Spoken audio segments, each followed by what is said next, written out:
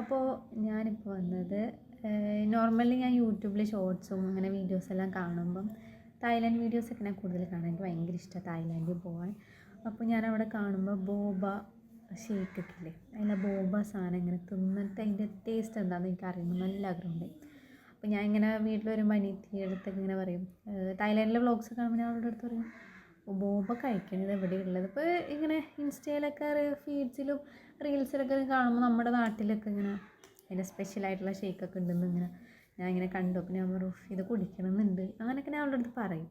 എന്തിനാ ചോറ് കഴിച്ചുകൊണ്ടിരുന്നത്, ഒരു വട്ടം ചോറ് കഴിച്ച് കഴിഞ്ഞ് അത് കഴിഞ്ഞ് പിന്നെയും ചോറ് കിട്ടി. അത് കഴിഞ്ഞ് ഞാൻ ചോറ് കഴിച്ച് കഴിഞ്ഞപ്പോൾ അവൾ വന്നിട്ട് എനിക്ക് കവർ തന്നു.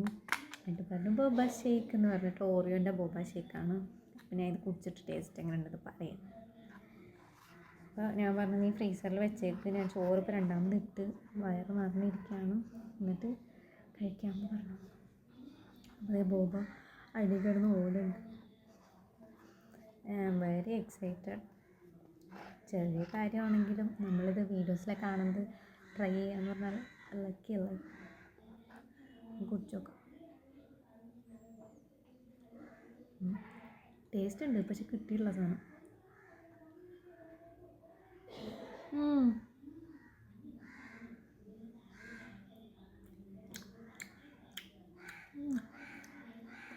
Jelly type.